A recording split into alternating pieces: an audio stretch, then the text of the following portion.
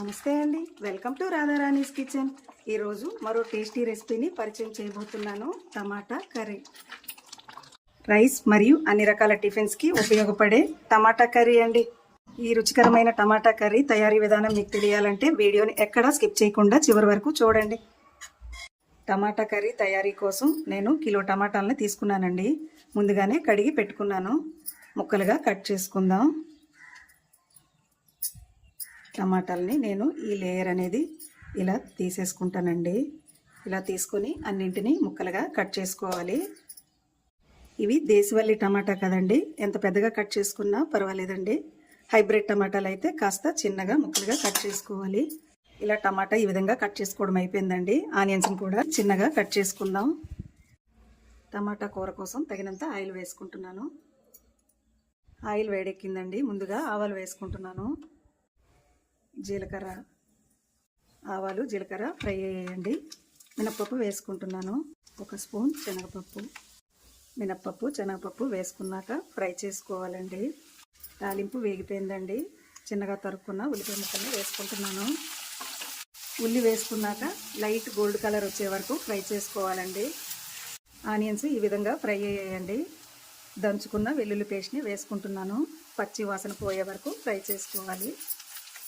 అల్లం వెల్లుల్లి paste fry అయిపోయిందండి. పసుపు, 1 స్పూన్ ఉప్పు వేసుకుంటున్నాను. 1 స్పూన్ కారం.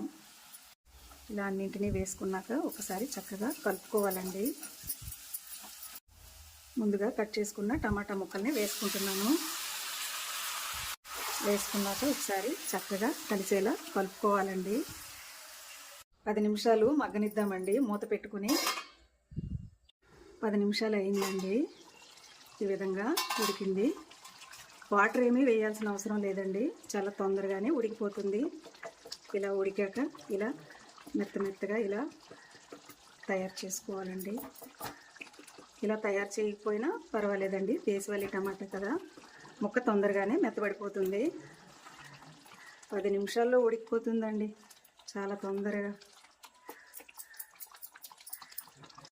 ఈ విధంగా దగ్గరగా ఉడికింది కదండి, చూడండి ఎంత చక్కగా వచ్చిందో. చిక్కటి గ్రేవీలా వేడి వేడి అన్నంలో కనుక కలుపుకొని తిన్నామంటే టేస్ట్ మామూలుగా ఉండదండి. ఈ టమాటా కర్రీ అంటే అందరికీ నచ్చుతుంది కదా, మీరు కూడా ఒకసారి తప్పకుండా ట్రై చేయండి, చాలా బాగుంటుందండి.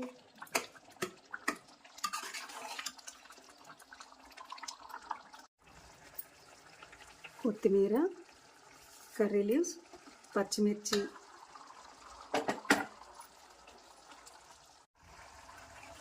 నోటికి పుల్లగా తింటే ఇంకా తినాలి అనిపించేలా ఉండే టమాటా కర్రీ తయారైపోయిందండి.